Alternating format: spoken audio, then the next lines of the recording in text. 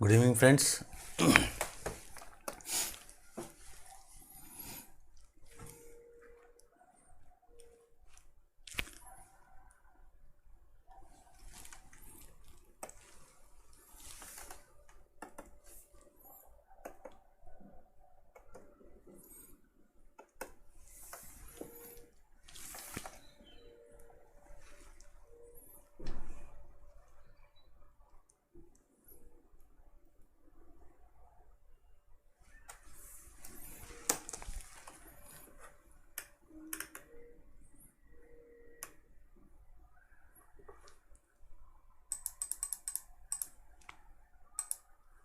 Okay,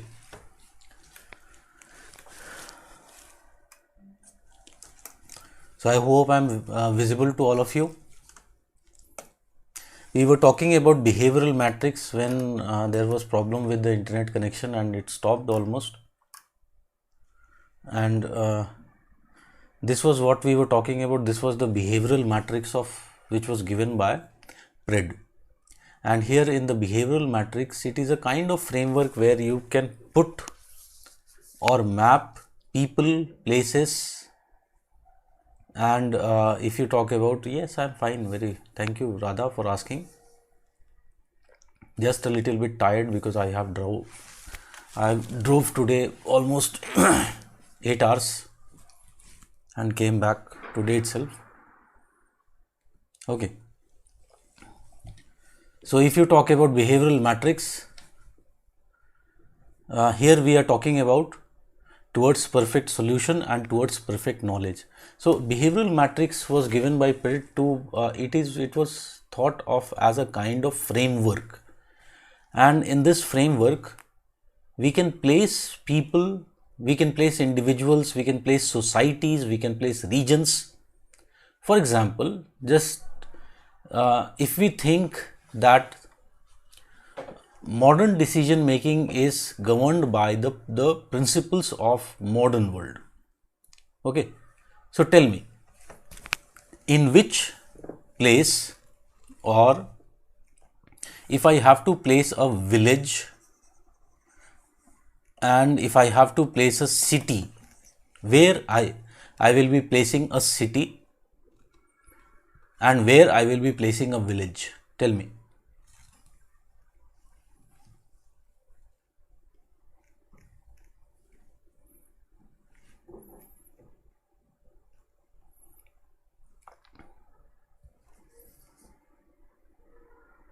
Can I say that we will be placing a village more here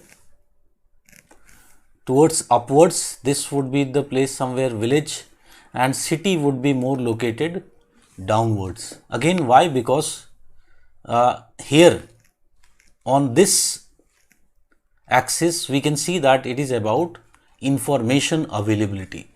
Very clearly, a city would have a better information availability compared to a village, and village because it is more located in a remote area, and if you talk about a village, very clearly the information availability in a village would be lesser. Okay, so that is the basic case.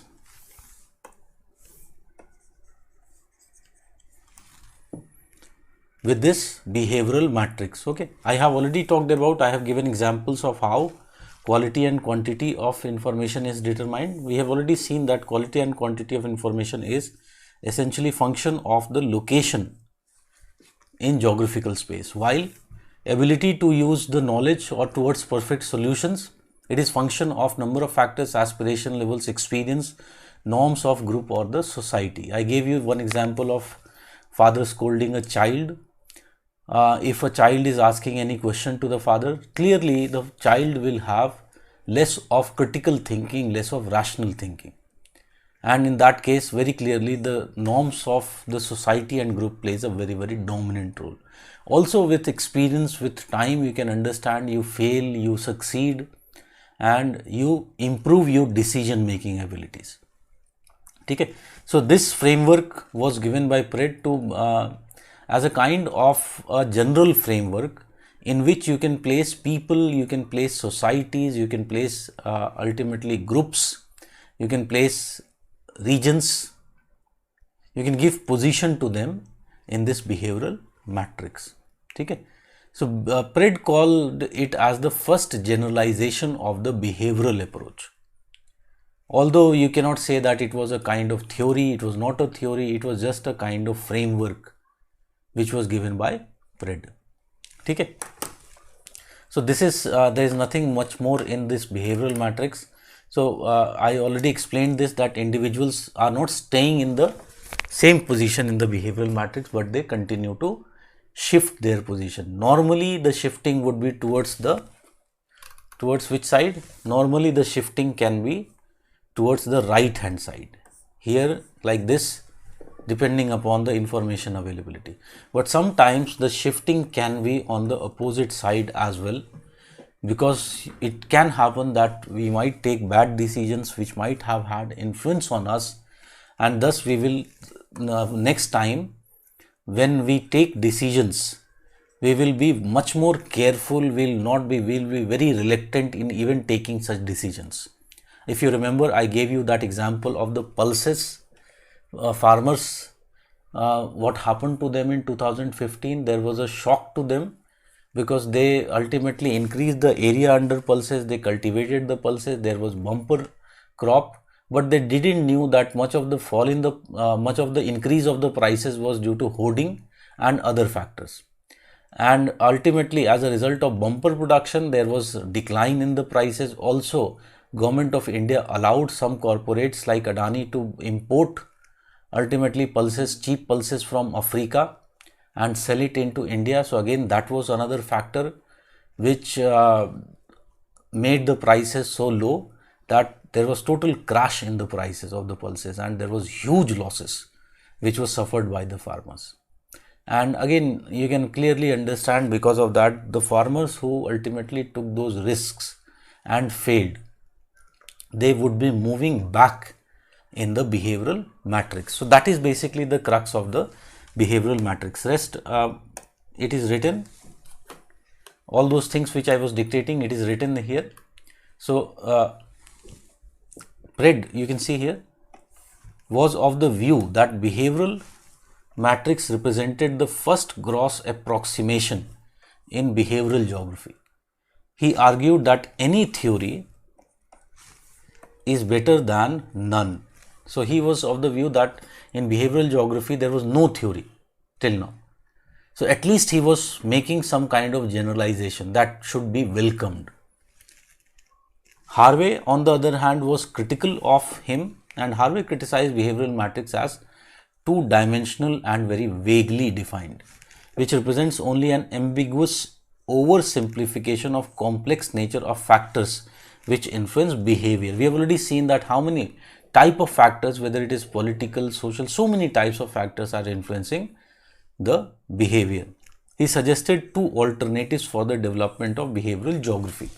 So he was of the view that there was need for further development of the normative theory. Normative theory is about the norms, the behavior of the people. So you keep on studying the behavior of the people and keep on developing theoretical views on that behavior. Second was construction of stochastic locational theories. Stochastic locational theories are those theories which simulate particular situations.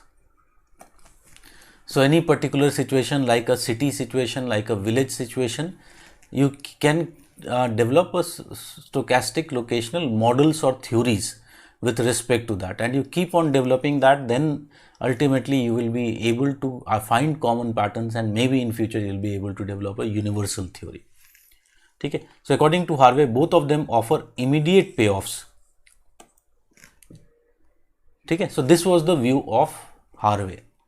But when we talk about Pred not only talked about his behavioral matrix, Pred also used, very importantly, he utilized the concept of time geography in behavioral approach, in explaining the behavioral approach. Okay. So let us talk about this time geography. So time geography was given by Hegerstrand. We have already talked about Torrens Hegerstrand, a very tall figure in geography, a Swedish geographer, and he developed number of ideas he has developed. Like we have already talked about, he developed the distance decay model. He has developed the diffusion of information theory, and one other viewpoint which he has developed is the case of time geography. Okay, and again, if you talk about time geography, so it was developed by Hegerstrand in 1960s, but as we said, it was introduced to wider audience by Pred in 1970s. ठीक है, so let us talk about this time geography. And time geography मेरे लिए बहुत मतलब it is like a very favorite kind of topic of mine, because favorite in the sense this topic made me so much popular as a teacher of UPSC, because time geography it was from the first batch itself I used to deal with this topic under behavioral geography. Time geography deal करता था मैं, except I think first batch में I was short in explanation because student were not use to taking long classes. All the time when I came to teach in Karol Bagh, everyone wanted the class to be finished in 3 months. I don't know how it is possible. So except that first batch, after that ultimately I was able to have my influence, so I started the way I wanted. So time geography का story ये है कि I asked this question because behavioral geography I always deal with that. Plus I asked this question in 500, plus I asked this question in test as well. This question was directly asked in 2017, and everyone outside guidance, whoever was there, for them it was a total bouncer question. But my students were able to do very well in this paper, and reason why I asked, in fact, when I was dealing in the test series, one of the students even asked me, why sir, why you are dealing with such topics which have very least probability of being asked. Then I explained him that why I was dealing with this topic. So I was dealing with this topic because if you look into the previous year perspectives question, what UPSC has done, UPSC has broken the main topics into subtopics. And it has been asking questions from not directly from the main topics, but from the subtopics for quite some time.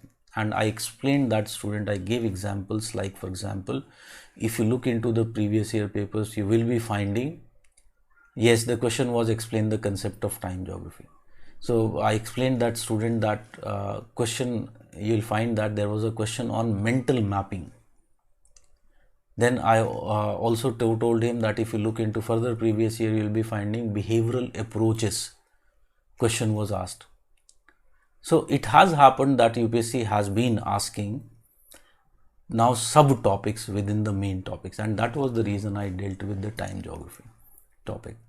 And again, it was directly asked same year in the examination, that question, and it became a hugely popular thing for me. It increased my popularity. So many students knew that we were doing the things very correctly.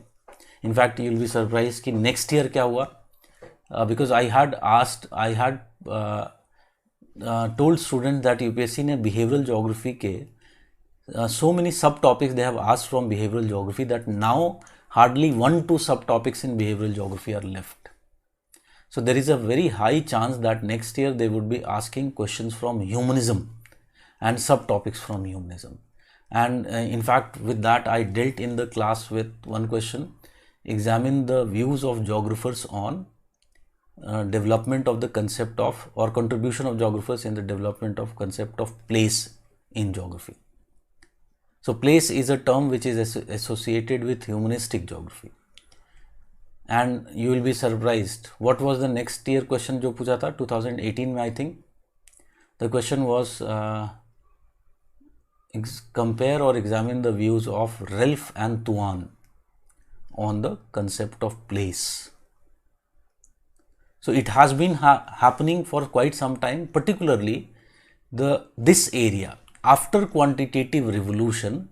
This area is one area where UPSC has asked lots of very typical questions, very good questions, and unfortunately none of the books, none of the sources cover you this part well. Okay, so that is why we have done what we are giving you, such comprehensive thing that you will be able to do, attempt any of them they are asking. Okay, so time geography पे आते हैं. So as we are saying that it was introduced to wider audience by Pred, that is why I am taking time geography here. ठीक है, and if you talk about, I could have taken time geography at any of the topics. I could have taken time geography in humanism. I could have taken time geography in, if you talk about structuralism, because time geography is a very umbrella concept. And all these approaches, they draw inspiration from this idea of time geography which was given by Heggerstand. Okay? Although this concept is very, very complicated, because in this concept we are talking about the idea of time and space. And time की अगर हम बात करें, you can understand कि even Einstein properly could not understand that. So it is complicated, but I have tried to simplify it in my own way. So we'll study with respect to that. Okay? So according to this concept, time and space are resources that constrain human activity in space. That constrain human activity in space. So time and space are like resource which are available to us. If I have more time, I would be able to accomplish more tasks. Okay? So they are like resources which are constraining human activity. For example, okay, I'll give examples here when I'll talk about the constraints, how they are constraining. So any behavior requiring movement involves individuals tracing paths simultaneously through the space and time prism. So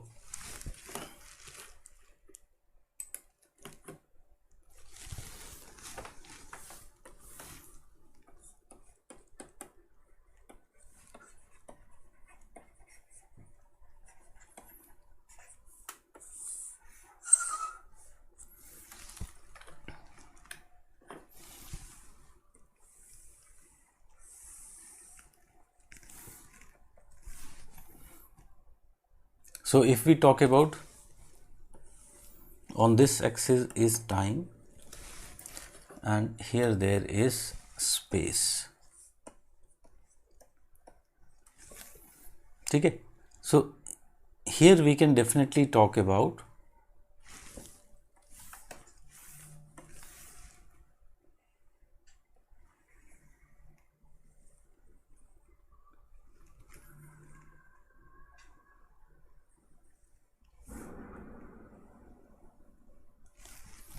so this is basically what? This is the path or lifeline of an individual. So this is basically shows the path or lifeline of an individual. So you can understand very clearly that in this time and space prism, what we do, suppose I am talking about a lifeline of an individual or life of an individual. Can you understand this? That a person is born here and this person ultimately, as he is born, he would grow up, but when he is child, tell me, what is his mobility?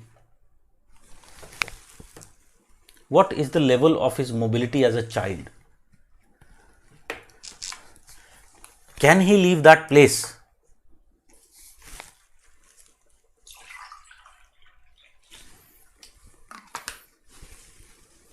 Definitely not. But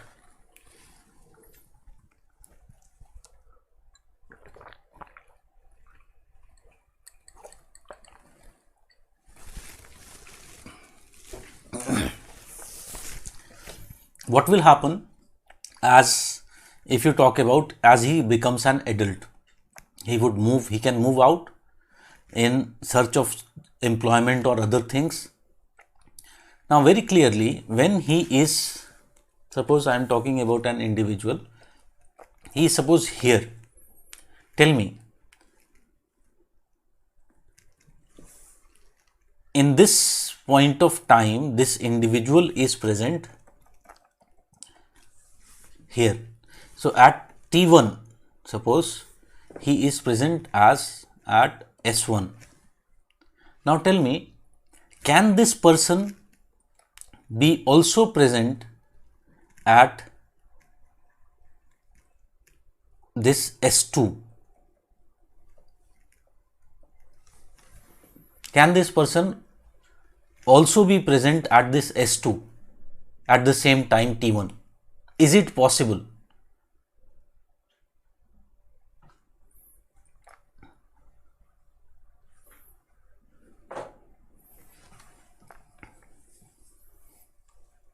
Definitely it is not possible. Okay, it is not possible. So time and space are doing what? They are constraining our activities. What we can do is how much time and space allows us permit us. Okay. So that is what he is saying. So he says that all journeys or lifelines involve movement along this time and space prism. This movement is constrained in three ways. One type of constraint is the capability constraints. So capability constraints can be number of things like, for example, time constraints. For example, biological needs like sleep. Okay. So for example, if you have 24 hours, now we need to sleep as well. I cannot work for 24 hours. At least a normal individual requires 6 to 8 hours of proper sleep to be very active, to be able to do his work properly. Okay. So again, that means effectively, if you talk about 6 to 8 hours, you can directly remove from your 24 hours. Then you will have other chores to do complete, like eating, getting refreshed, etc., etc. So many things you will have to get to do. Some time would be required to do that as well. Okay. So effectively you will see, for example, as a student, tell me, effectively how much time do you have in a day to study? कितना time होता है?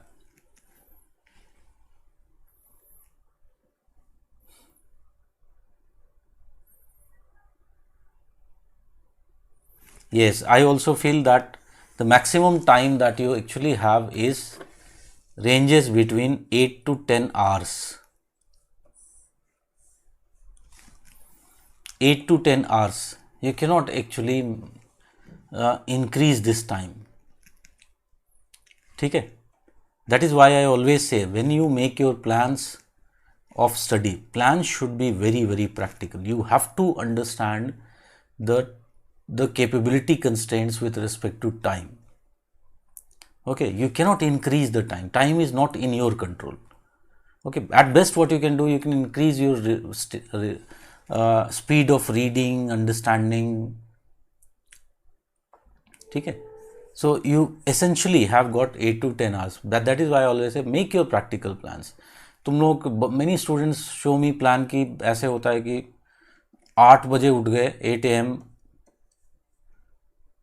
a.m. wake up, then this 9 a.m. 10 a.m. like this, इस तरह का plan होता है, और वो रात को 12 बजे तक, and ultimately 12 night sleep, then again wake up 8 a.m. like machine, like robot कर दिया. It is not, it doesn't works like that.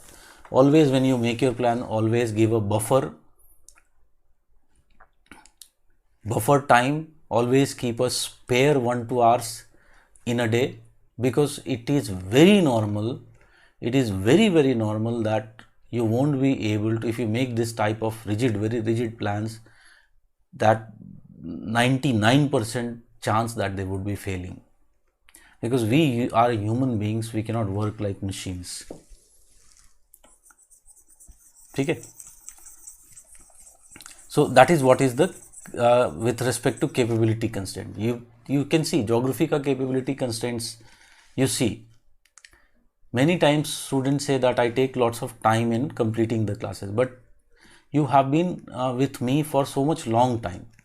Tell me that during the class, do I waste time during the classes? कभी भी मैं time waste करता हूँ? Do I talk about stuff outside the syllabus? Even when I joke, my jokes are related with the content. So practically speaking, we are not wasting any time in the class.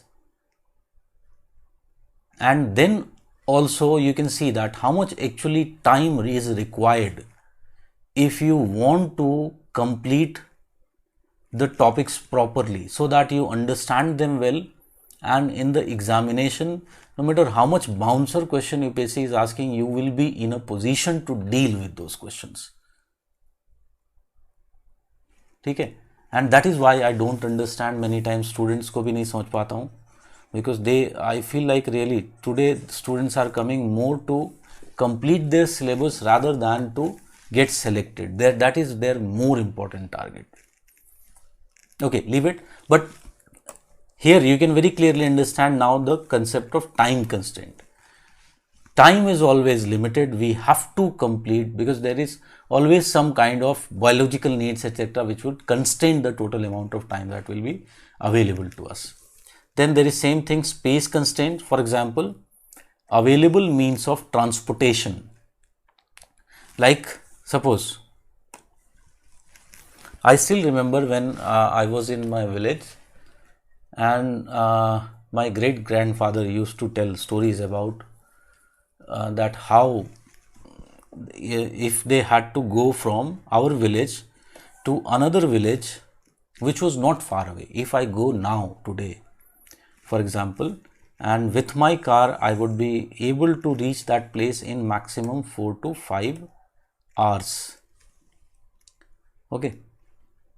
But when they have to, before, because there was no means of transportation at that time, there was no road connecting them, only it was a way through the forest they had to go.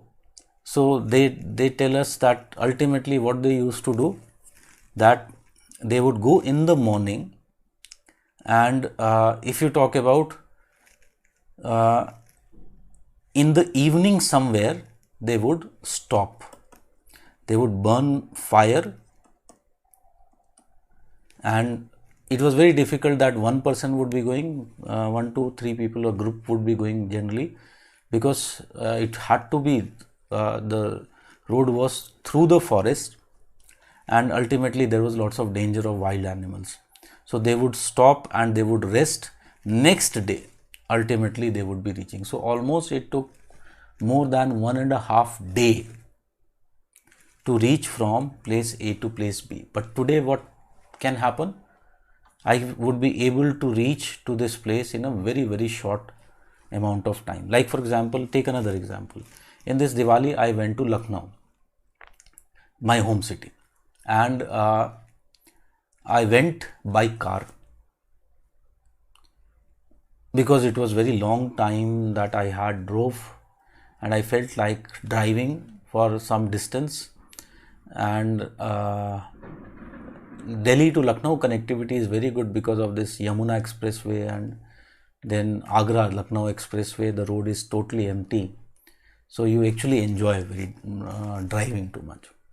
So almost when I was going, it took me 10 hours. When I was returning, it took me almost 9 hours, I would say. But if I would have went by plane, if I would have gone by flight, it would hardly take, when the flight takes off, from that time it takes only 30 minutes. 30 minutes. So very clearly you can understand that there is constraint of space. In different time periods, there have been different means of transport. Today, we are talking about that hyperloop travel, अभी news में था, you must have read about that. So first human travel in the hyperloop has been already done, and a journey of around 500 kilometers was covered in how many seconds? Any one of you read that? It was covered in 5 seconds. No. It is much more speed here. 172 kilometers per hour is very low. ठीक है. So again you can understand how much we are today reducing this constraint, compressing this time and space. बाद में हम transport geography में इस concept को use करेंगे. ठीक है, टाइम एंड स्पेस के कंसेप्ट को. Okay, it must be in minutes. Okay, ठीक है, मे बी मुझसे मिस्टेक हो गया होगा, but it was not more than 5 minutes I think. Okay, so available means of transportation. Today you can see that with the development of information technology, now I am sitting here, but still I am able to communicate with you. So can you see, with the development of information technology, how much we are now more connected to each other?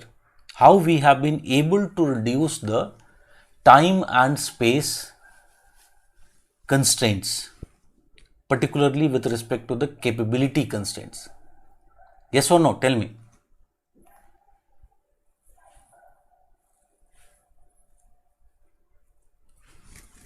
Then second type is coupling constraints. They require certain individuals and groups to be present at particular place at stated times. ठीक है, for example, if you talk about today, right now I am taking the class and I have to be in the class. That means if I am in the class, I cannot be at some other place. I cannot be in Lucknow. I cannot be, if you talk about some other place, I have to be here in the class. ठीक है, so that is what is a kind of coupling constraint. They require certain, it was 30 minutes. Okay, ठीक है, I will again check. They require certain individuals and groups to be present at particular place at stated times.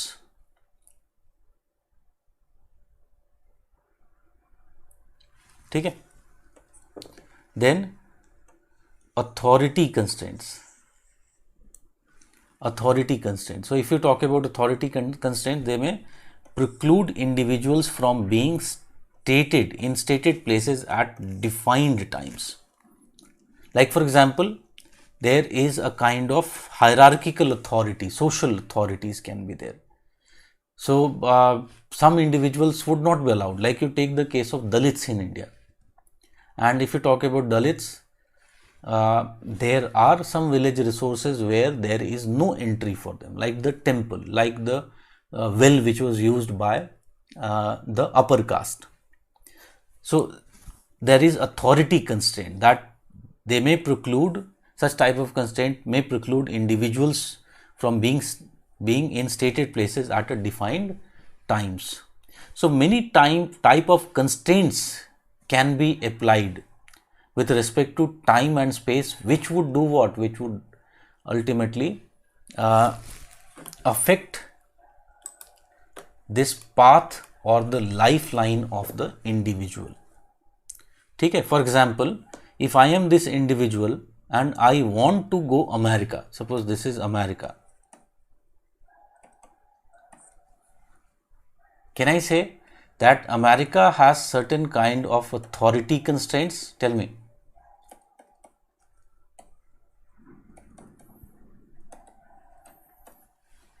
And what is the name of that authority constraint? It is, yes, it is visa. You need to have the visa ultimately to be able to travel to America.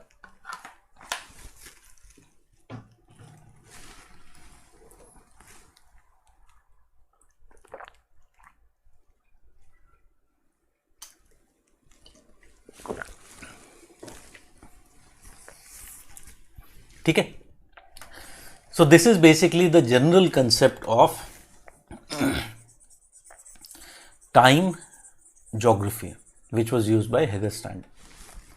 Now, however, for Hegel-Stand, time geography was much more than just talking about the constraints of time and space. ठीक है, it was much more than that. So here first you see, time geography was used by Fred to provide a critique of spatial analysis of quantitative revolution school and to elaborate the theme of behavioral geography. However, for Hegel-Stand, it was much more. The problems he wished to address through time geography were concerned with the quality of life, the implications of packing of people together in space and time. To explore this principle of togetherness, he called this as principle of togetherness. He employed three concepts. I'll explain you what is this principle of togetherness. So he employed three principles. Tell me, when we are talking about space, geographical space, suppose this is the geographical space. Now tell me, are people evenly distributed in this geographical space, or they are packed together in some places at particular point of times? Tell me. They are unevenly distributed, in fact packed together in certain nodes. ठीक है, they are packed together in certain nodes at particular spaces at particular point of time. ठीक है, so this packing is what is called as the principle of togetherness. Now, to explain further this idea, he used three basic concepts, and these three was concept of paths or lifelines. So these are succession of situations which are traced by individual. ठीक है, succession of situations which are traced by individuals. Example, a farmer taking a decision of sowing wheat or rice is referred to as the path. Study of path alone is just mapping outcome of geographical pattern. I'll explain this, what it is saying. So here what he is saying is the path or the lifeline.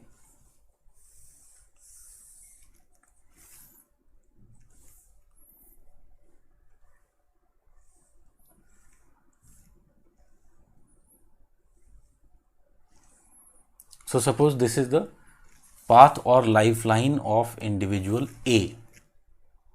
ठीक है, and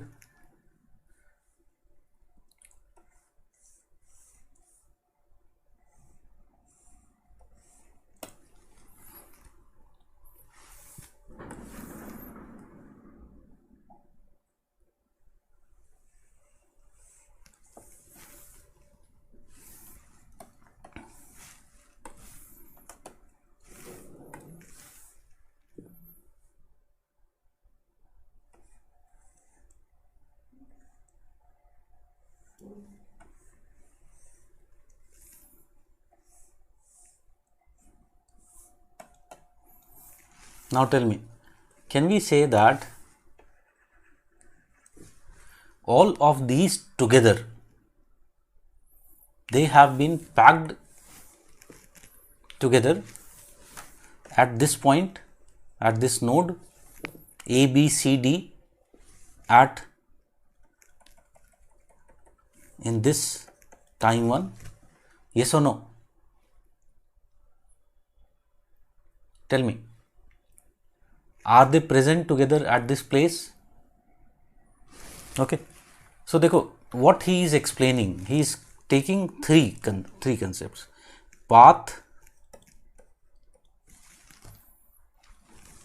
there is another concept of situation, and there is third concept of goals. Okay, now देखो होता क्या है, path is the individual lifeline of individual,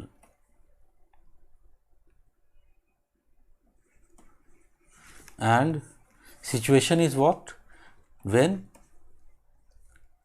life lines of individuals cross each other.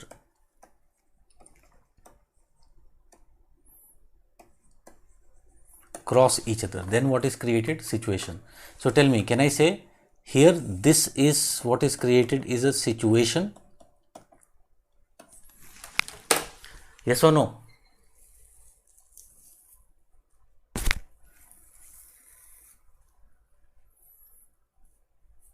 Tell me, this is what is created is a situation here. So can I say that village or city is what? If I have to classify village or city in any of these three, what I would be calling village or city as? Will it be referred to as path? Will it be referred to as situation, or will it be referred to as the goals?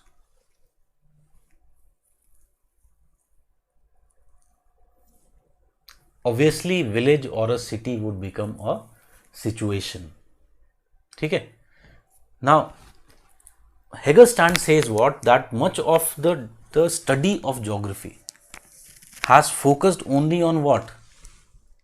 Understanding these path and situations. Now tell me, path and situation, can I say are simply what? Yes or no? That is the visible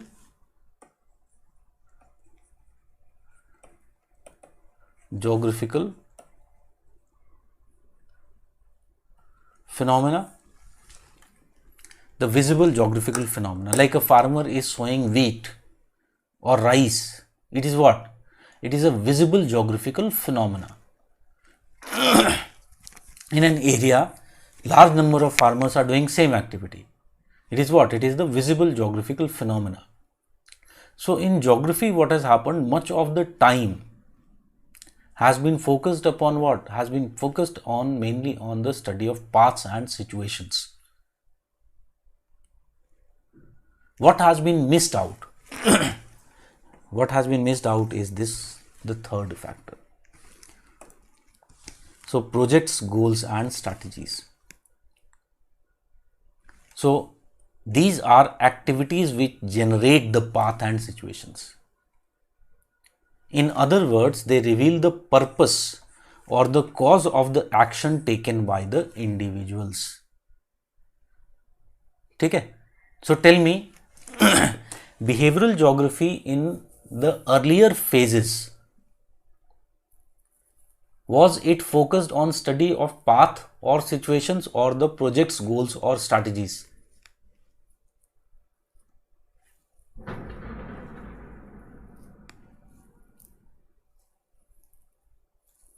It was essentially focused upon study of paths and situation, and it missed out and was missing out on the study of the goals, projects and strategies.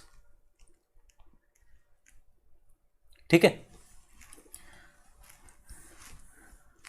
So Hegerstand wanted to do what? Hegerstand wanted geography to not just be limited to paths and situations, but to also focus upon what? Projects, goals and strategies. And when you have to study the projects, goals and strategies, what you have to do? In study of these projects, goals and strategies,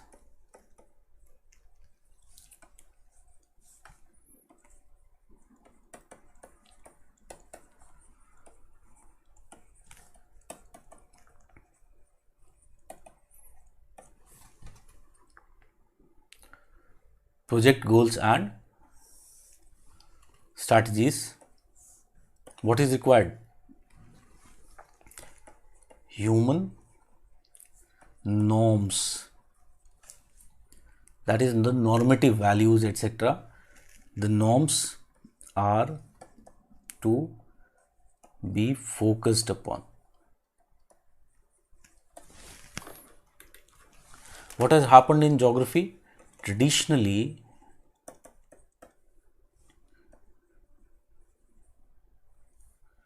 these have been left out of the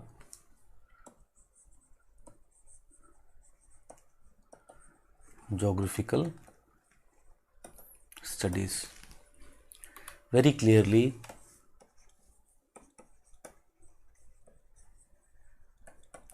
Hegerstrand wanted geography to focus upon these. ठीक है. So this is the basic conception of paths, situations, project goal and strategies.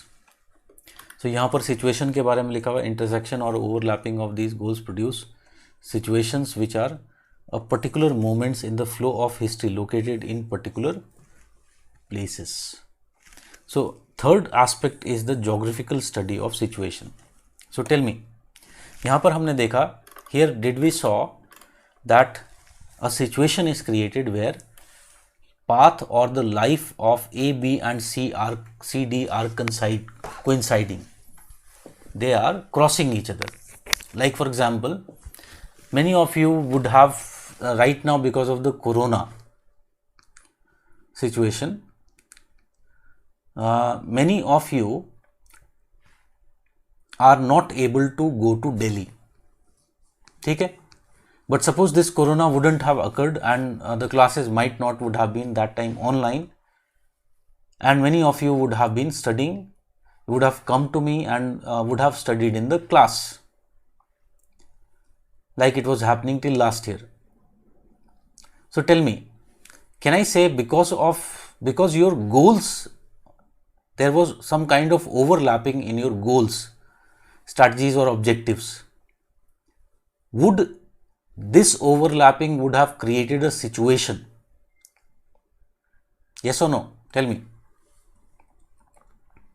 Would this overlapping would have created a situation? Yes. A situation would have been created. You would have all met in guidance classroom. Now tell me, will this situation or would this situation would have also have a geographical location? Any such situations, do they have geographical locations? Yes, they will always have a geographical locations. Okay, like city is what? City is a situation. Can we say that city is a assemblage of people who are progressive minded, risk taking and want to become bigger in life? Want to become rich in life more specifically? Yes or no? Want to live a more free, a more decent life? Okay? So what is created because of that? All of them, they assemble at a place, a situation is created and this situation has a geographical location. That is where the city is located. Okay? So this third aspect, if you talk about, is the geographical study of situation. Hegerstrand says that traditionally this study has involved the use of concept of landscape or the landscape or the region. We have already seen that traditionally it was this conception which was utilized, landscape or landscape. He claimed that this concept is insufficient to incorporate humans as keepers of memories, feelings, thoughts and intentions. Thus, Hegerstrand advances a new concept for geographical study of situations and he says that it is better to use the concept of diorama. So देखो what he is just trying to say, I'll explain you. We have already talked about that. Suppose a person is there and this person can see up to what distance. This view of this person is what? It is the landscape view. Okay? It is referred to as the landscape view. Now tell me. So the concept of landscape emerges from here. So the area, region to be studied, that becomes the landscape. Now tell me here, is the person who is studying this area, is he inside or outside this region or landscape? Very clearly this person is outside. Now if he is outside, if he is an outsider, would he be able to understand the subjective aspects of humans which are residing in this landscape? He would not be able to understand the subjective aspects of the humans who are living in this landscape. If I want to suppose understand someone's feeling, someone's how they feel ultimately, can I say that I would be able to do it if I actually go there, live with them? If I want to understand how people feel, should I also become one of them? Yes or no? Then only I will be able to understand their, maybe able to understand their feeling. Okay? So Heggerstand says that the term landscape carries, he says that this term carries a legacy. And what is the legacy? Is that it is very rigid and mechanistic concept.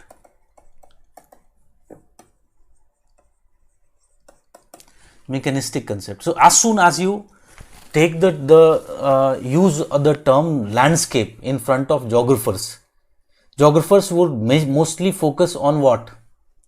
Tell me. If I ask you landscape, we have talked about geomorphology before. Do you remember? Geomorphology was study of landscape. That is the visible part of the earth, the shape of the earth. That is basically landscape.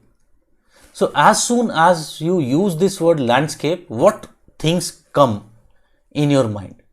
It is the visible world.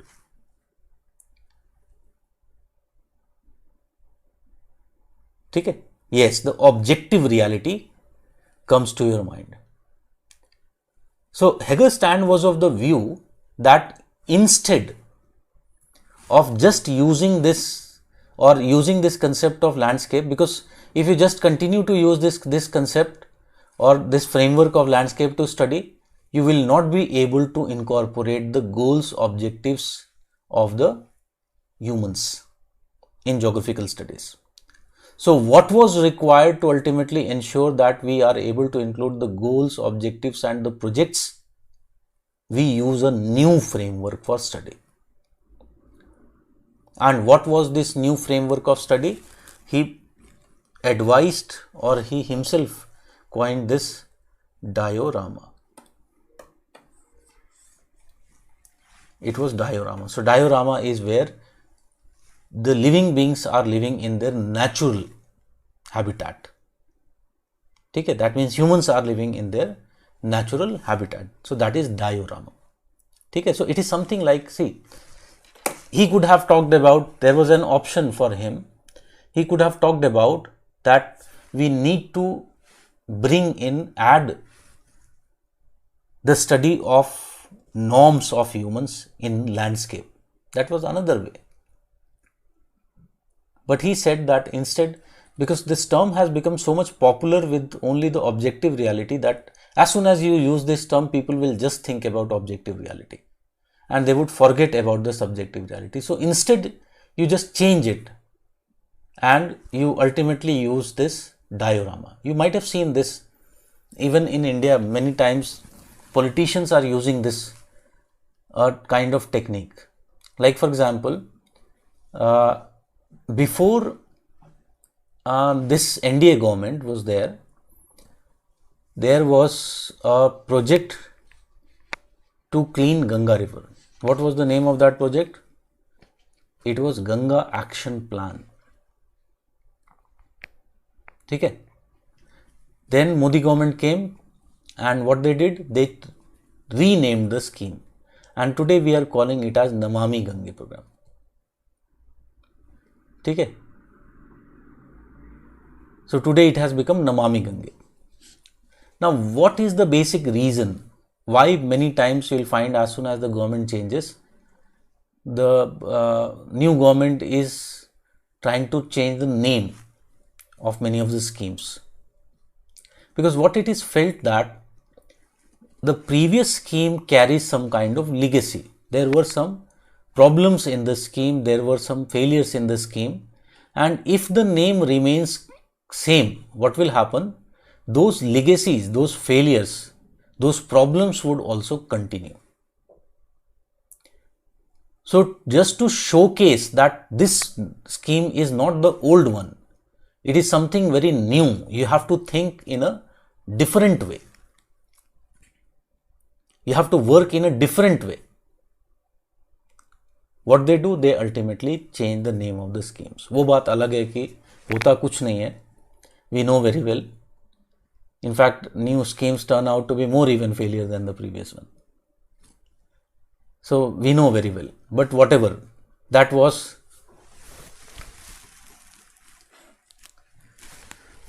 the basic aspect of diorama. That is why in a similar way, even Hegel stand, because he knows that if I use the same concept, same word, then people are like accustomed to just using the objective reality.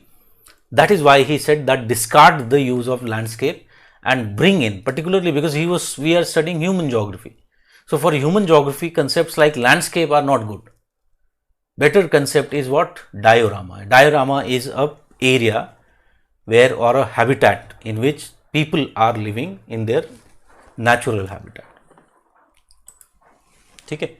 So diorama is an area where people live in their usual environment. Here all sorts of entities are in touch with each other in a mixture produced by history, whether visible or not. Okay. So this is basically the concept of, यहाँ पर time geography खत्म हो गया. Time geography. ठीक है. So as a result of the changes in the approaches of behavioral geography, the methodologies within behavioral geography also evolved. They also continue to change. So this is the time geography. So we were talking about, if I remember correctly, in behavioral geography, we were talking about phase 2. Yes or no? Second phase. Focus on behavioral approach was on study of patterns of behavior in space. Okay. Now what happened?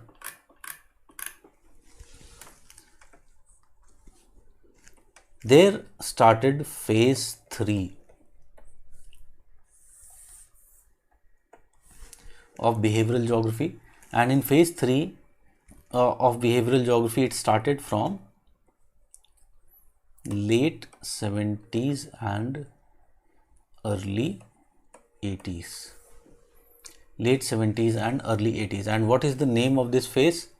We can call it as focus of behavioral geography shifted to study of or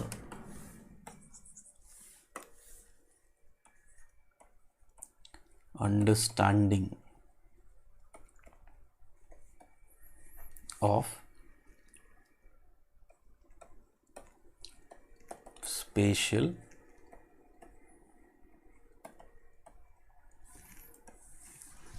understanding of the spatial behavior.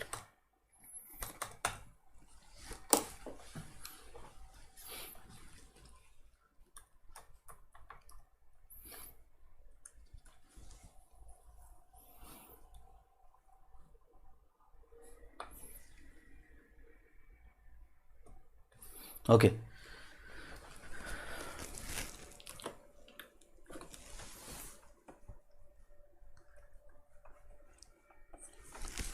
So here it is understanding of spatial behavior, और इसको ऐसे लिख लो,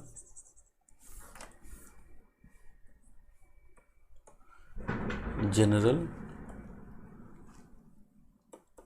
understanding of spatial behavior. So very important thing what happened during this period, late 70s and early 80s began to experience criticism within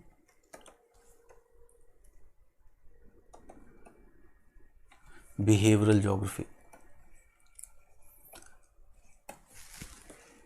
Criticism which came from within behavioral geography against its positivistic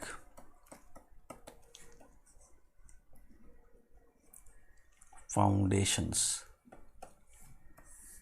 Against its positivistic foundations. So, it was very much aligned with positivism. What was its primary objective? Do you remember?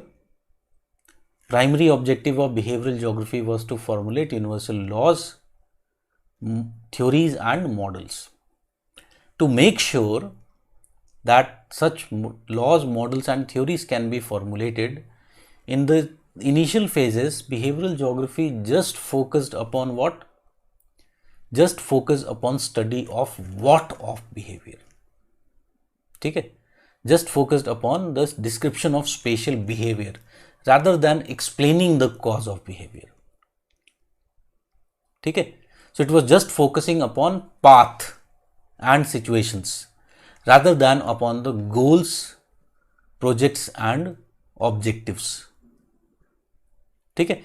So this aspect clearly came up for criticism. By this time, Parade has popularized the time geography, and ultimately this idea of projects, goals and objectives became very, very popular in behavioral geography. Okay? So number of geographers began to criticize. For example, one of the pioneer geographers, if you remember, we talked about him, it was Golage. So Golage saw positivism as a constraining philosophy.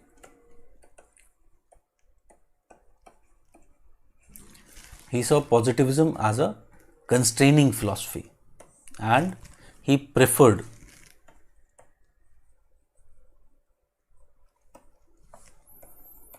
to do more analytical research.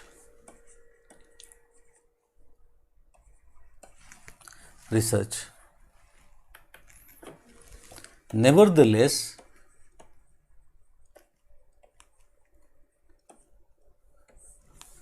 he still argued for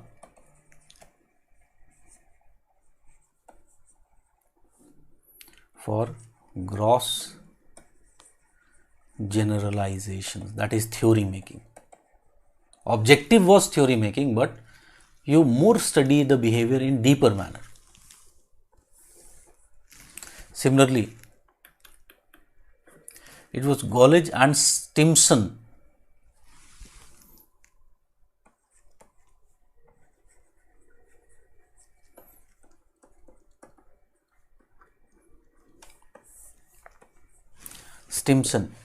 they coined the term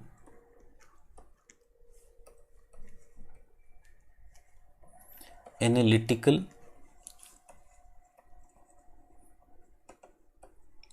behavioral geography to highlight this new change.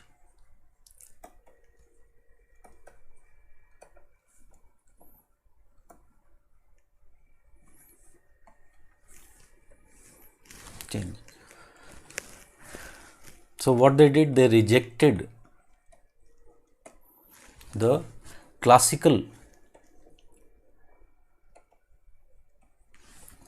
positivist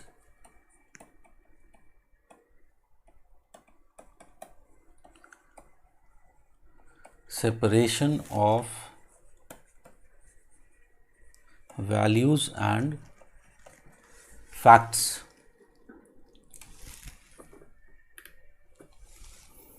and argued for a positivist position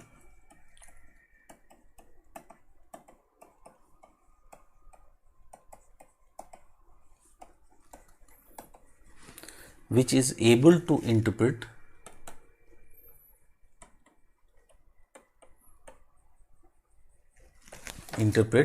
values and beliefs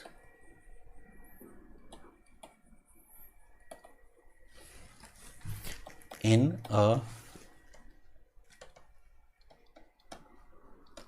scientific manner.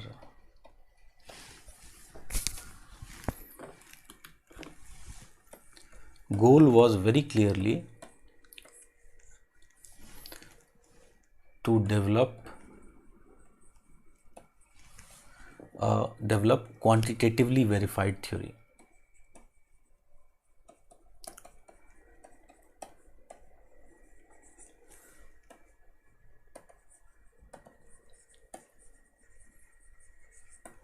Verified theory. So see, I'll explain you what they are saying here.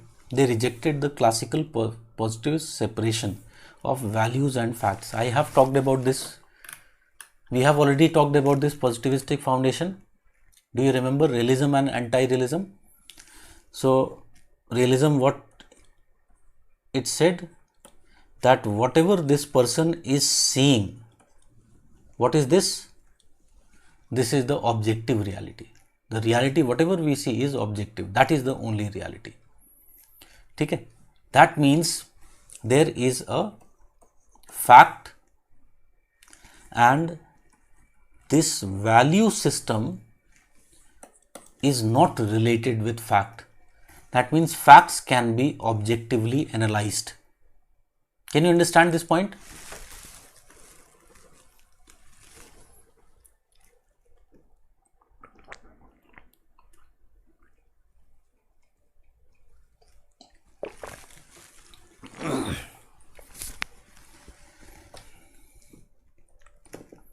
Facts can be objectively analyzed. But we have seen that, and this is criticized by anti-realism, and they say that it is mind filter. In fact, it is a value filter. Anything which we see, it always passes through that. So we cannot say as individuals that we are fully objective. Okay? We cannot say that.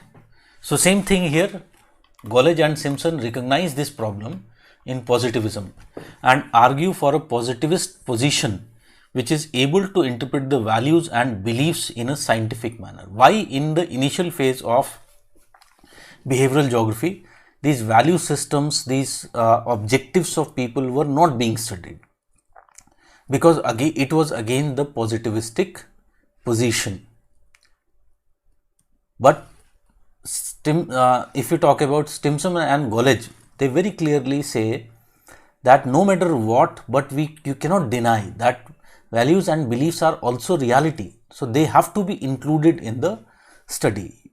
There is no fact without values and beliefs. Everyone is guided by their values and belief systems. So no one can say that I am analyzing the facts too much or 100% objectively. Okay? So what they argue for that this has to be included and methods have to be developed, so that by including this also we are able to arrive at universal generalizations, universal laws, models and theories. Okay? Similarly, if you talk about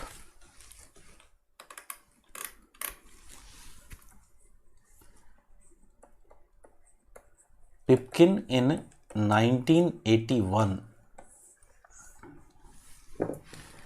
he wrote that much effort has been expended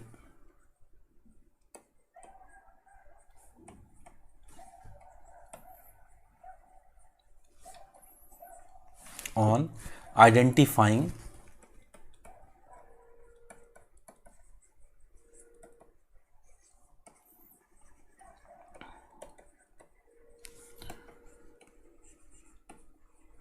behavior patterns,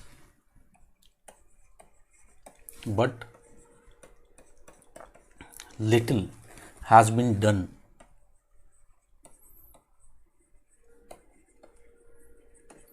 to explore the mental constructs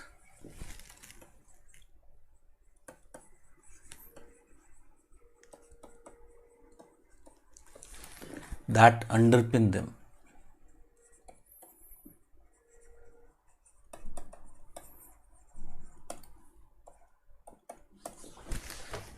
That means not much has been studied about the cause of the behavior. In other words, what he's saying, that the goals, projects and strategies have not been focused upon. The same thing which was also talked about by Heggerstand before in his time geography.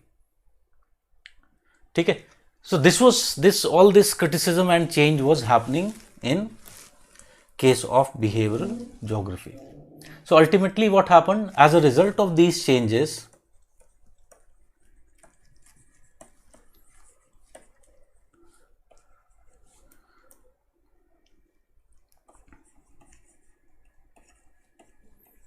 self-criticisms,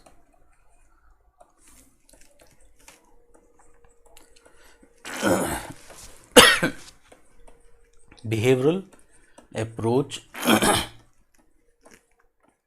has tended to become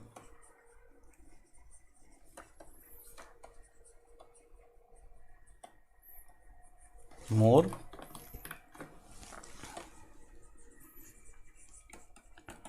analytical. It has tended to become what? More analytical in more recent times. Okay. So today it also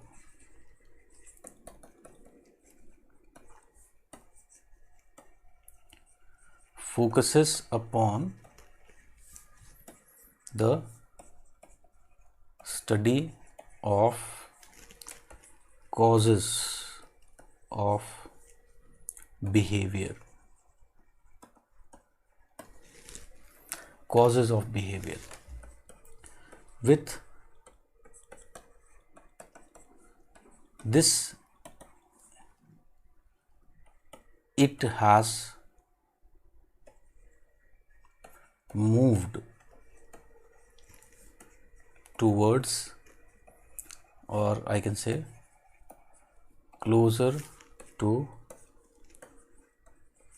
cognitive mapping, which is a branch of psychology.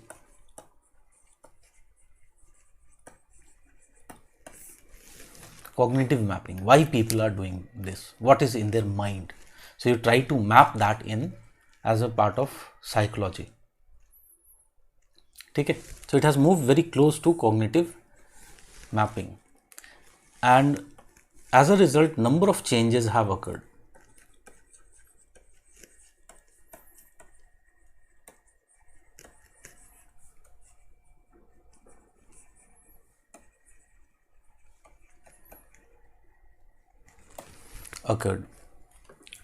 ठीक है. And particularly what has happened, one thing which has changed is the methodology.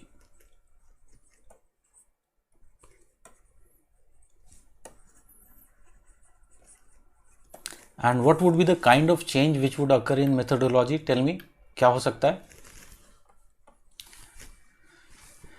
It has become more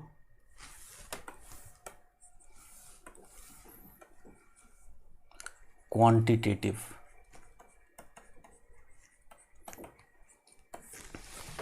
The methodology has become more quantitative.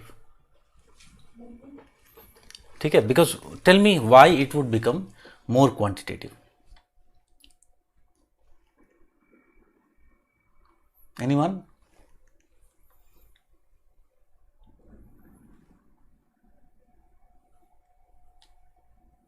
Why it would become more quantitative?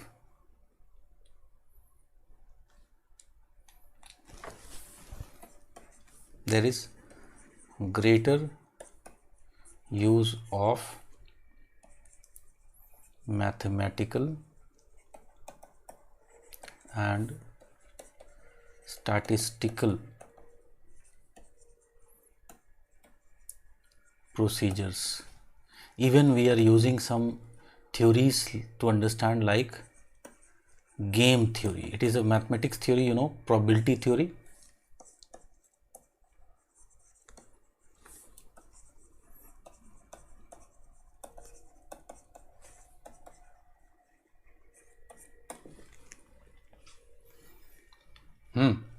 Why we are saying? Come on, yaar, you people are just talking about symptoms. It has become more quantitative because, tell me, can I say the subject matter to be studied has it increased? Yes or no? Has the subject matter of it increased? Was it just earlier limited to study of pattern of behavior? But today, is it, along with the pattern of behavior, is it also studying the cause of behavior? Yes or no? That means more information processing would be required. Yes or no? And it doesn't wants to study all these things subjectively. It wants to study all these things how? Objectively. Because its ultimate aim is to find out common patterns in them.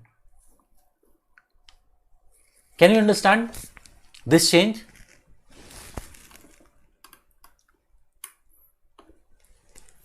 ठीक है. So why this change has occurred?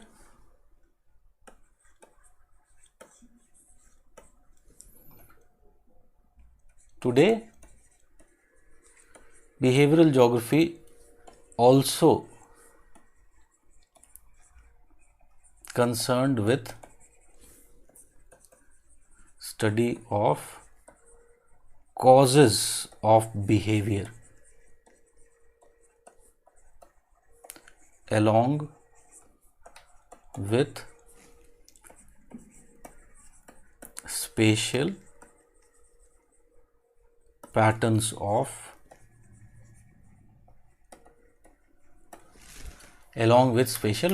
of behavior. Thus, more information is required to be processed. ठीक है. Similarly, another method, if you talk about, we have already talked about this. So it has moved away from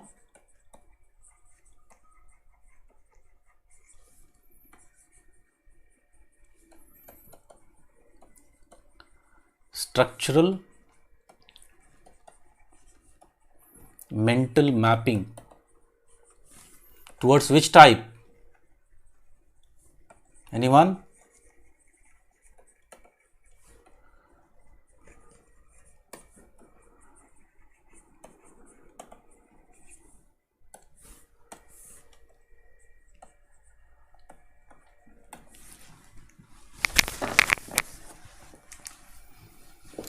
So it has moved away from structural mental mapping towards evaluative mental mapping approach. ठीक है? It has also involved other methods.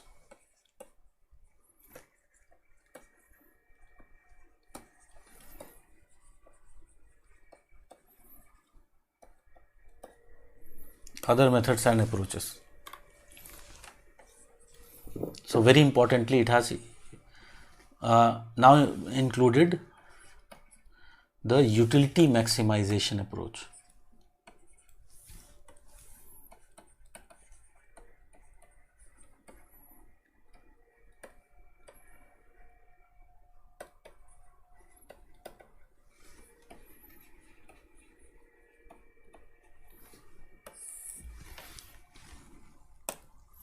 Utility maximization approach.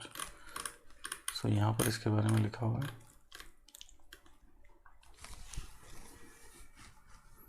As a result of changes in approaches in behavioral geography, the methodologies within behavioral geography also evolved. Initial methodologies favored only on the study of path or patterns. Thus, there was emphasis on normative and stochastic models, which tried to replicate the real-world situation. However, with the emergence of analytical behavioral geography, the studies and methods became more quantitative, with large emphasis on statistical procedures for analyzing categorical data. The goal was to explain variations in the aspect of behavior. In late 70s and 80s, many choice models were constructed based on the theory of utility maximization. Such theories propose that decision makers select from within choice set presented to them. According to the utility, the alternatives are evaluated and decisions are made. One example of such modeling is given below. This is choice set in spatial decision making process given by Bird. Okay, so let us see what Bird is trying to say. So Bird gave this model in 1989. So the name of the model is choice set in spatial decision making.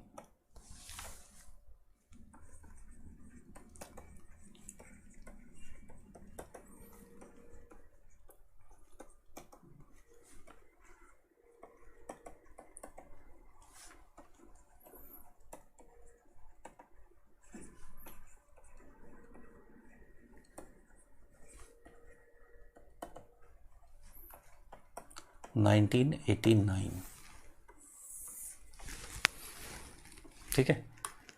So what is done in this model? Suppose you are talking about a society and you are trying to study a particular decision taken by the society. ठीक है. Now tell me, if I am studying a decision, can I say from all the possible sources, whatever information I can get, I can make a kind of a database. I can collect all the possible choices that a person would have. Okay, so this is basically, we'll say,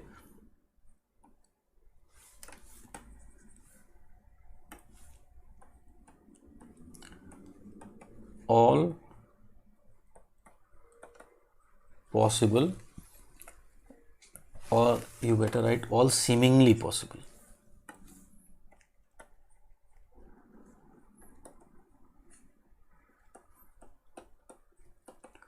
All seemingly possible and appropriate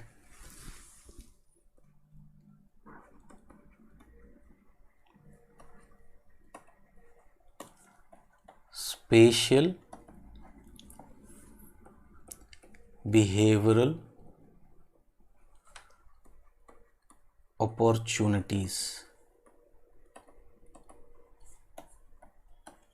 That means this was all the options which were available to the person, or this is the reasons, for example, which were available to the person. Okay. Now that means a person would have taken, suppose I am saying that a person opted for suppose female feticide, or a society opted for female feticide. So here what we have done, we have listed down all the possible causes which would have led this person to ultimately do female feticide. Can you understand what is this bar? Yes or no? Now, depending upon some studies, what we can do, we can discard some of these choices. So this is basically what this is here, discard. So for example, here when we are saying it is due to some external constraints, due to some external constraints. For example, due to institutional and accessibility constraints.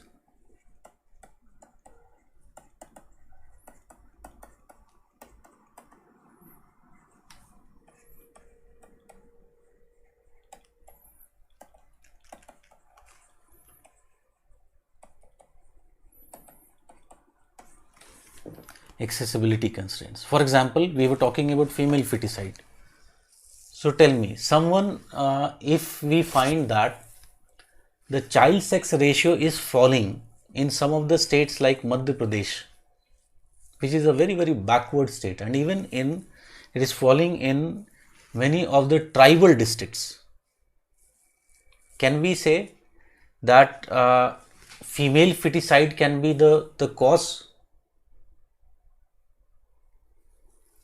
Tell me, can we exclude the female feticide because they don't have money, even they don't have access to such technology? Yes or no?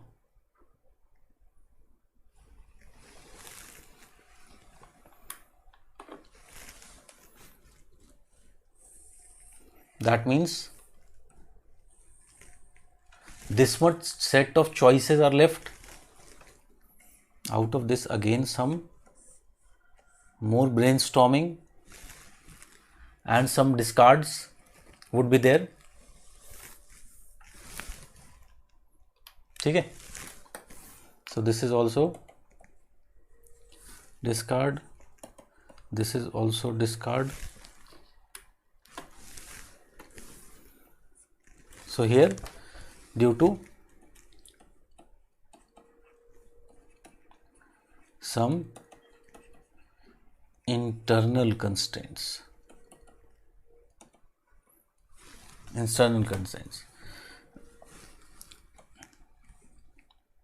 Example,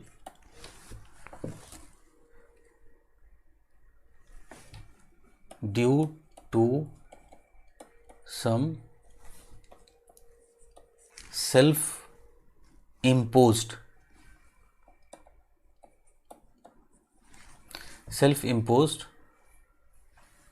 tendency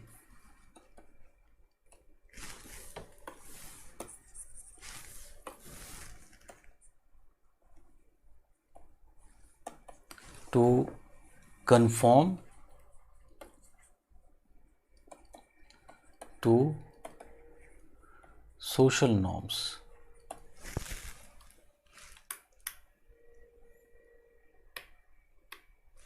Conform to social norms. Okay. So for example, many times you would have seen that even if people know that this is not right, still many times they would go with the same choice. Why? Because the social norms, the social pressure, the peer pressure, the family pressure would not allow them to do so. ठीक है?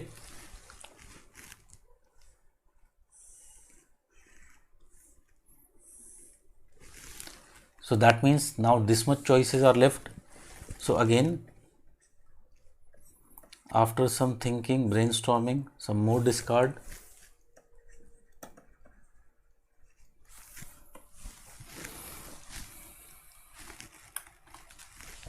So again, this is due to other internal constraints. Example,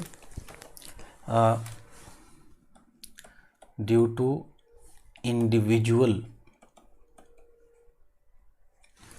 evaluation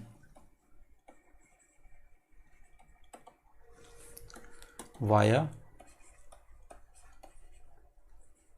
psychological characteristics.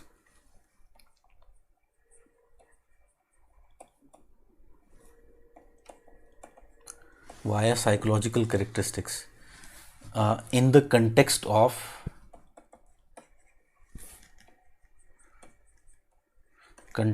of perceived societal values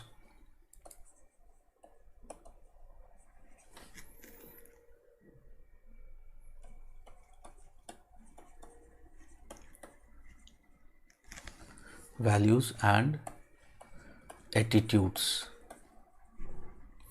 and potential obstacles. So again, you find out some discards. That means next step, this much choice is left. New set of brainstorming and some more discard. And this brainstorming can be with groups, with the people we are talking about. So again, due to some other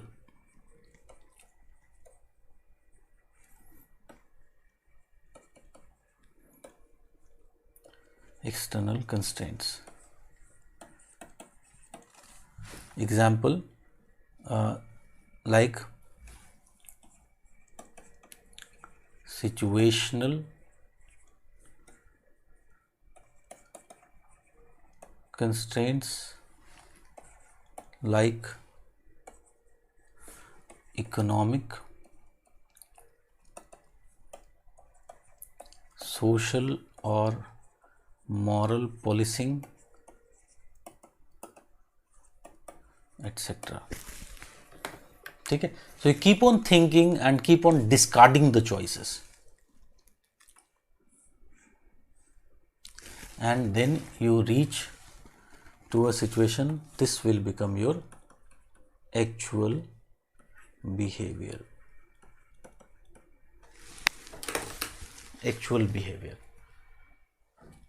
ठीक है? So can you see here, a large amount of data has been collected, information has been collected about the individual, and that data is processed. We keep on eliminating these choices, how people are taking decisions. So people take, many times we take decisions by thinking all the pros and cons. So we'll think, okay, if I want to, suppose I have to buy, we are thinking about an area where farmers are choosing or not choosing to go for HYV seeds. Suppose not choosing to go for HYV seeds. So again, why they are not choosing? We can think of a set of possible alternatives or choices that would be factors that would be affecting them. So we can keep on discarding. Okay, this factor discarded because no, this is possible. Still they are going for that. This factor discarded. So we keep on discarding, and ultimately we reach to the level of actual behavior. So this type of methods began to be studied, or through which the behavioral geography began to be studied. ठीक है? So that is further, since 80s there has been increasing use of computers to understand the behavior of the population. Game theory has been used in recent times to achieve this end. Stochastic models are models which try to simulate a particular situation. That is stochastic model. A specific situation. They are not universal.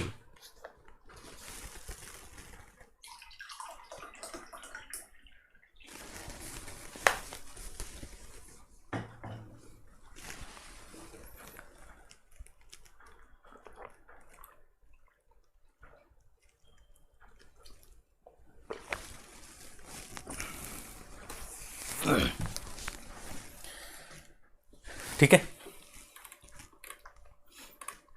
So this is basically the case of your behavioral approach in geography. And you can also understand one question which was asked. Anyone can tell me? Yes, this was this question. 2015 में आया था.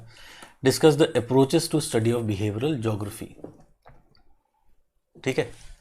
So how you will be writing this answer? On this page I have given how you will be essentially writing this answer. Page number 4 पर. तुम्हारे booklet में हो सकता है दूसरा पेज हो, I don't remember. Approaches in behavioral geography.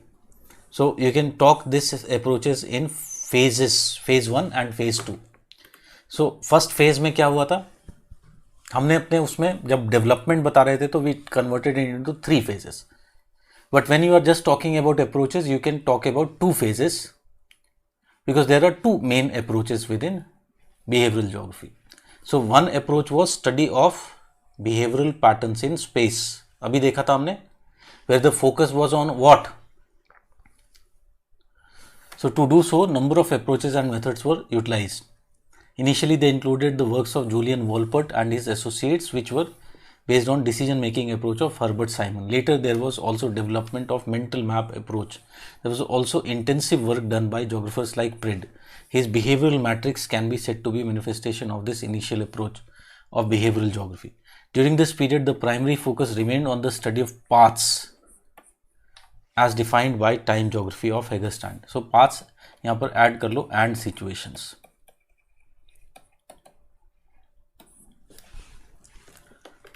Phase 2 में it changed. By late 70s, criticism of initial behavioral approach began to emerge. It was realized by Golech that all those things which we wrote, Golech, Stimson, Pipkin.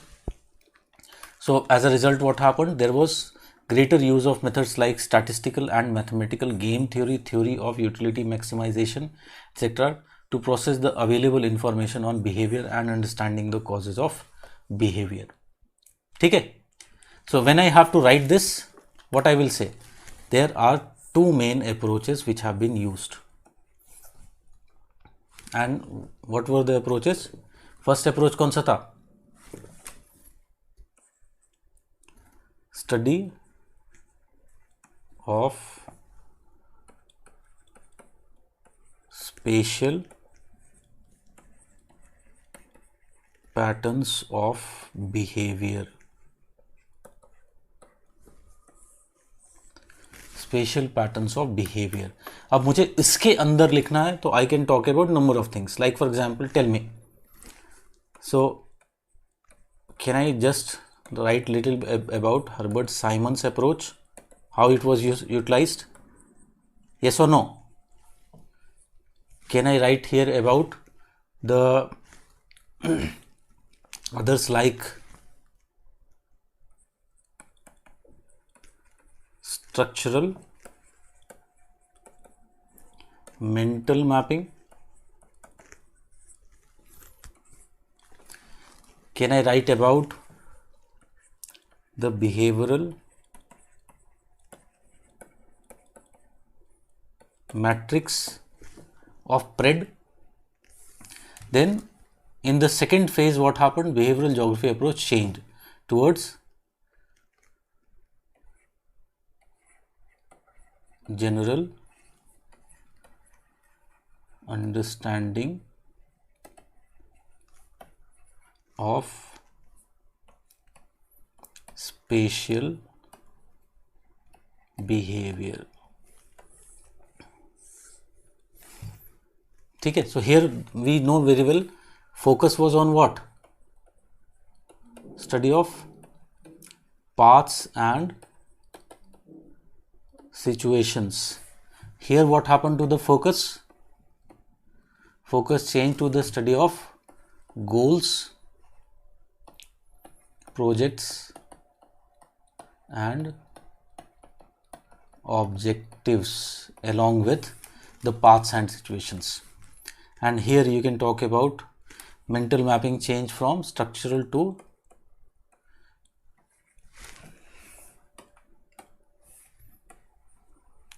evaluative mental mapping approach. Others, like for example, if you talk about, it became more quantitative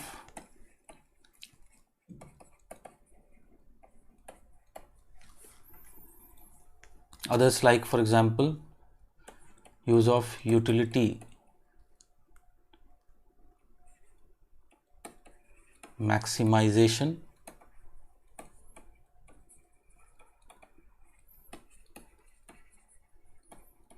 Yes or no? बात समझ में आई?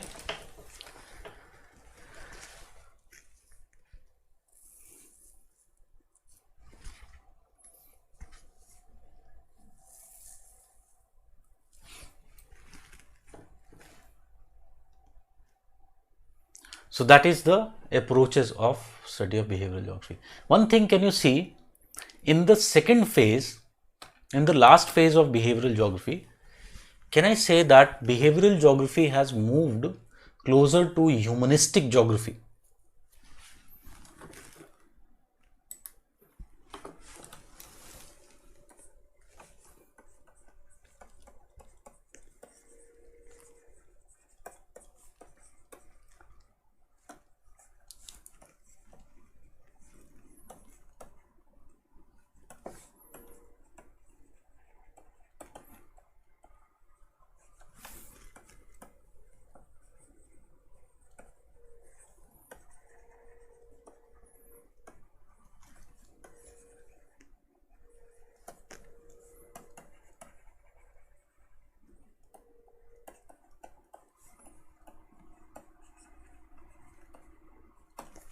Humanistic geography. It is absolutely true. ठीक है.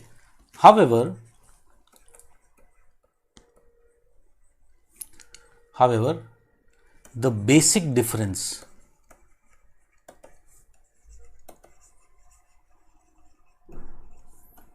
remains between them. Who will tell me what is that basic difference?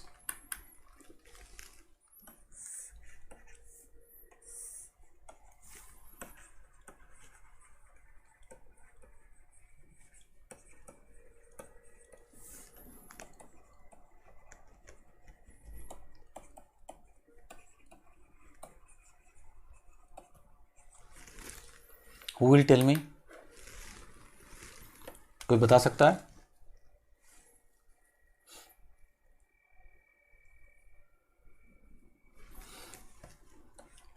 Behavioral geography still remains nomothetic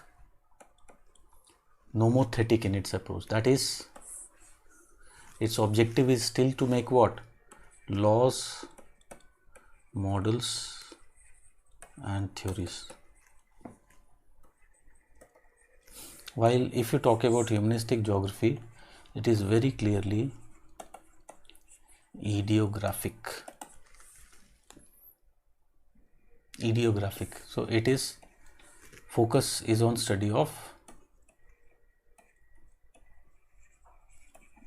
unique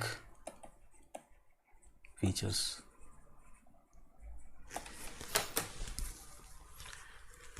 ठीक है. So that difference will always be there. Even today, behavioral geography is still what? It is nomothetic. It still tries to do what? Its still objective is to formulate models and theories. So that is the basic case of behavioral geography. Then moving on.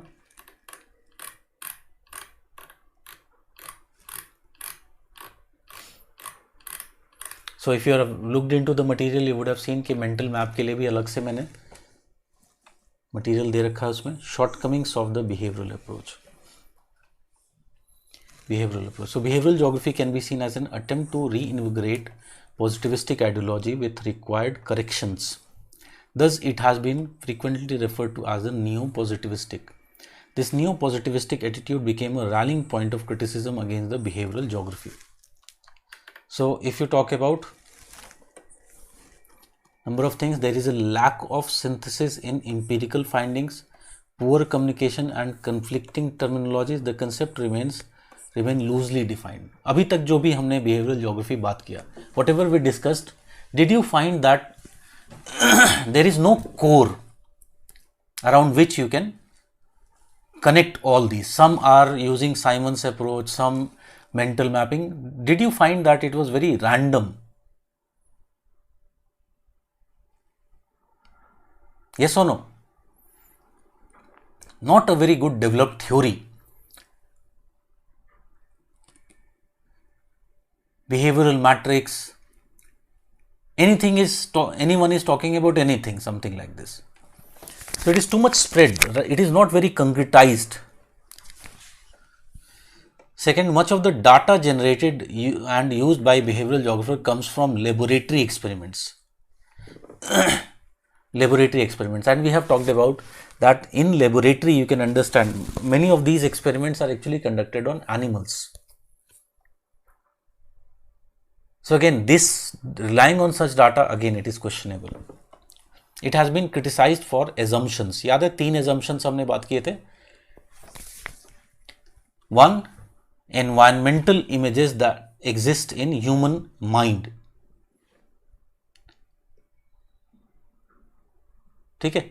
So for example, there exists no research to prove that there is strong relationship between environmental images and decision making. It also remains unclear that what are the accurate methods of extracting these images. We have talked about this already, that even if suppose, if we assume that, if we accept, okay, people have some kind of image, some kind of information in their mind, but both other assumptions are very highly questionable. One, that these images, are they determining their behavior? We don't know. You see, in India, so many people want to do so many things. They have a kind of mental image. But are they able to do that? No. It is very difficult. There are so many types of constraints which are imposed upon people.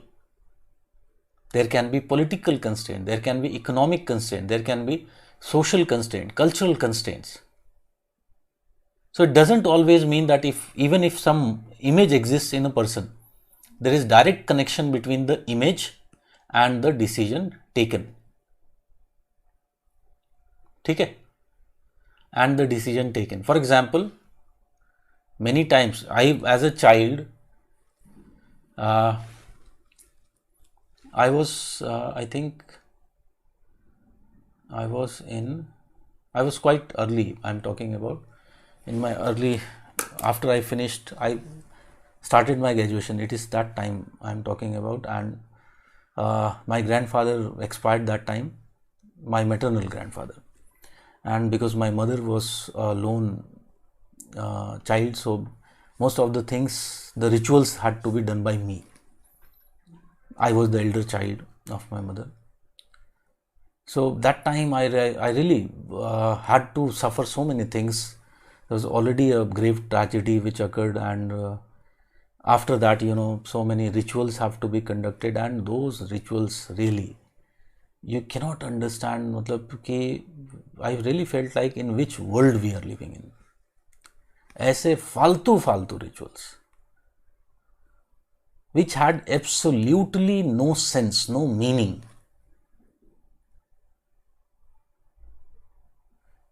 And that was the day really when my belief from religion totally evaporated, and totally I became a kind of atheist. I cannot say I'm fully an atheist, but a kind of atheist. a type of atheist. Despite this, abhi it was, you can understand, Diwali was there, and in my home all those puja was to be done. Forcefully I had to sit. Why? Because ultimately there was a kind of constraint on me, a family constraint was on me, so I had to sit there. So people can have variety of images, but does this means that this image is also determining the decision and the behavior of the person? It is not always necessary. Okay.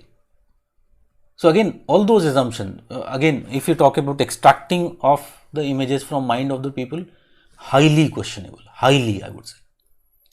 We have already seen that, human right laws, universal human rights, doesn't allow us to observe people without their information. That is why when there is this snooping incidents, etc., they are so much criticized and so much people come against that, because it is very clear a violation of human rights. We all have right to privacy. So it doesn't allow watching people secretly and observing their behavior. Second thing, option is you tell them that we are observing you, and we have already talked about this. As soon as you tell a person that we are observing, he becomes the most ideal person on earth. And if you remember, we did that experiment also where I asked you to remember or give your reasons for becoming civil servant. And we know what was the actual reason, and majority of cases the reason was related with nationalism and all those, if you remember. फालतू की बातें जो तुम लोगों ने की थी, ठीक है? So it is very, very highly doubtful that such images can be extracted from the minds of the people. So that is another criticism. Then it sees human phenomena as homopsychological or homopsychologicus. S होना चाहिए यहाँ पे, L नहीं है. Homopsychologicus. In other words, the primary focus is on understanding the psychology, जो अभी हमने पीछे देखा. It was saying that image is actually the behavior. Okay, image can be determined by the actual psychology of the person. But what is the psychology? Beside, there are other factors. So, to the neglect of other determining factors like social, economic and political factors. So, it is too much one-dimensional. Although it says it wants to make geography multidisciplinary, etc., but its real connection remains with psychology. Like quantitative revolution connection was more with economics. It has been criticized by the functionalist approaches as there remains large gap between theory and practice. This is clear from the fact that behavioral geographers' greater interaction is with psychologists than with decision makers. So, functionalist approaches mainly, if I just try to be more objectively defining this, is the later approaches like postmodernism.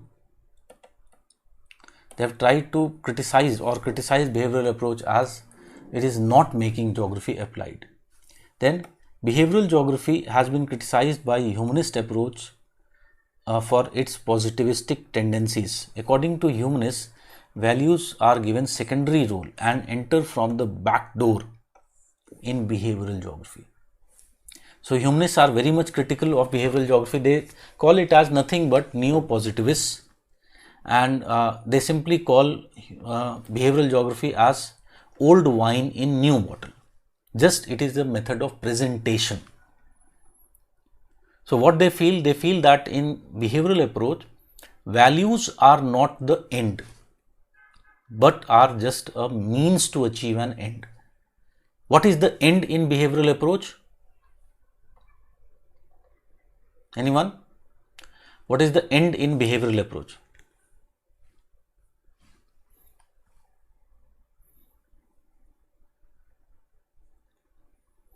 End is, yes, very good, Surajit. End is the theory, the universal generalizations. Okay? So they don't actually want to understand values of the people. They just want to generalize and make theories. So they want to use the values of the people. In a way, they want to just, in a way, humanists were saying what? That these behavioral approach geographers or behavioral geographers were no one but the same people who were before followers of quantitative revolution. Okay? And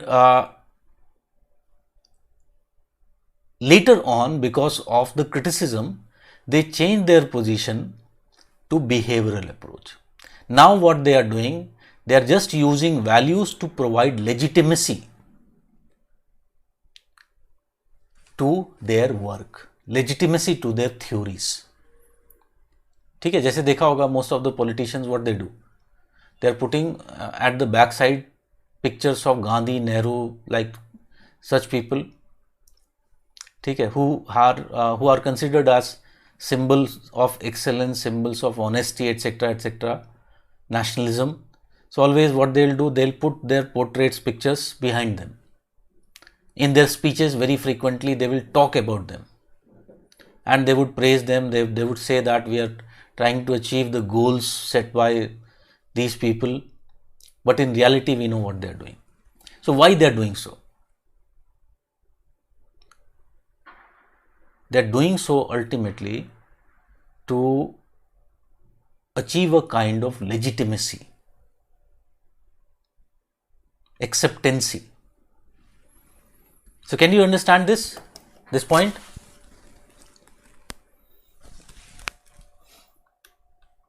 The criticism of humanistic approach, why they are critical of the behavioral approach. So it has also been criticized by Marxist geographers for neglecting the role of structural factors in analyzing the human behavior. So Marxist geographers, structural geographers say that same thing, which actually this is same criticism which we were talking about here, homo psychologicus wala criticism, that for them everything is psychology, but in reality everything works together. It is not just psychology. Everything works together. So all these structures, whether it is environmental structure, political structure, economic structure, social structure, all these structures determine the behavior of the person. Beside, Marxist geographers also treat them as positivists. That means people who are conspiring with the capitalists, trying to hide ultimately the crimes of capitalism. ठीक है, so beside that also the Marxists are critical of them. Very clearly इस वाले point को थोड़ा सा मैं एक दो पॉइंट्स को एक्सप्लेन करता हूँ.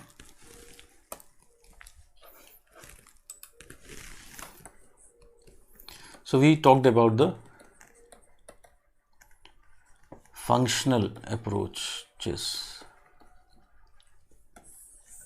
Functional approaches are those approaches which focus on making geography applied. ठीक है, before behavioral geography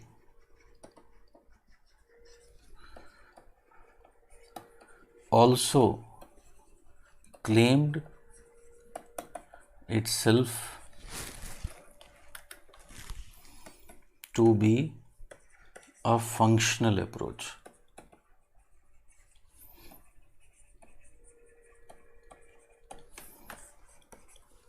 ठीक है, however we know that it couldn't fulfill its promise.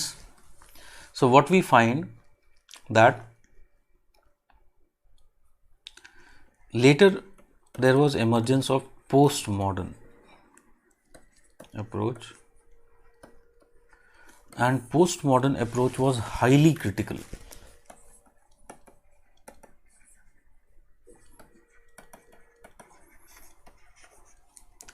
of behavioral geography or approach. So what it criticized? It criticized that behavioral geography or approach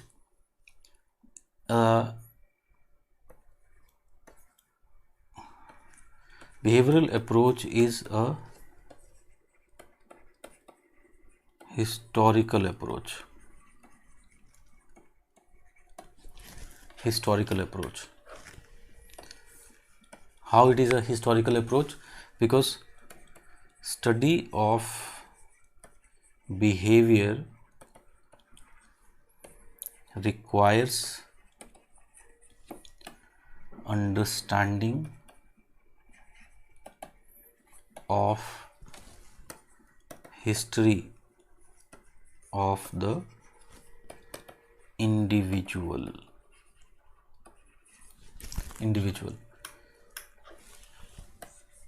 ठीक है. Thus postmodern approach believes that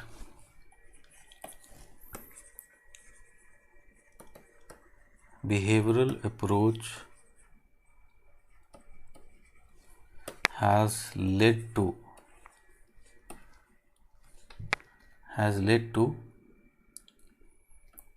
subversion of space to time in geography. Subversion or replacement. So focus of geography has shifted from space to time because of such approaches. So what it wanted to do, postmodernism wanted to bring back the focus of geography on space rather than time. Okay, so that is, and as a result it feels what? As a result it becomes hindrance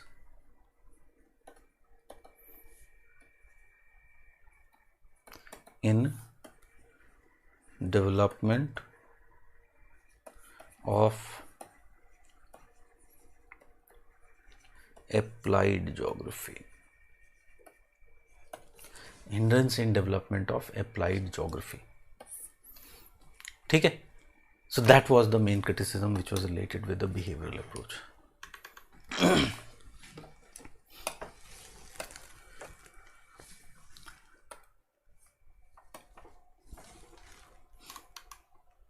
Despite its shortcomings, behavioral geography has emerged as one of the three major paradigms of the multi-paradigmatic phase of human geography. It has certainly ensured the continuity of positivistic philosophy, which would have otherwise been dead. यहाँ died नहीं होना चाहिए था. Dead. Also, it has provided several theoretical models to understand geographical activity in space as an improvement over the previous locational models. So it has provided an alternative. What we are saying simply is it has provided an alternative locational theories and models.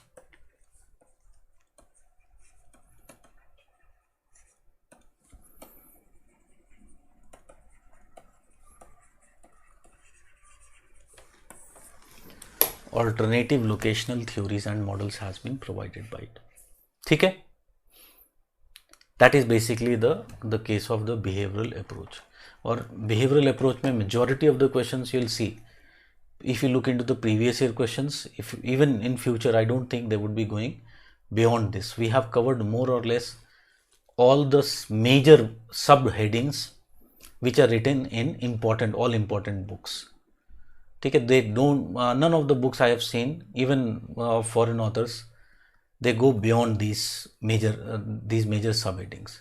Okay, so more or less behavioral geography में, behavioral approach में, they are asking from here only. Okay, the only thing is the questions can be like, they can ask you about methods of behavioral geography, they can ask you approaches, already पूछ चुका है, they can ask you in future about write on behavioral matrix. Time geography they have already asked. So like this twisting questions can come. Otherwise you'll be able to answer. Even this you will be now able to answer, I think. Okay, so this is the behavioral approach. I will stop for today. I'm a little bit tired. And tomorrow we'll be starting with the humanistic geography. Okay.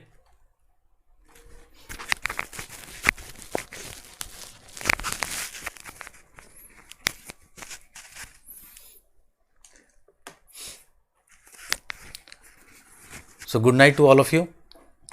I'll stop for today.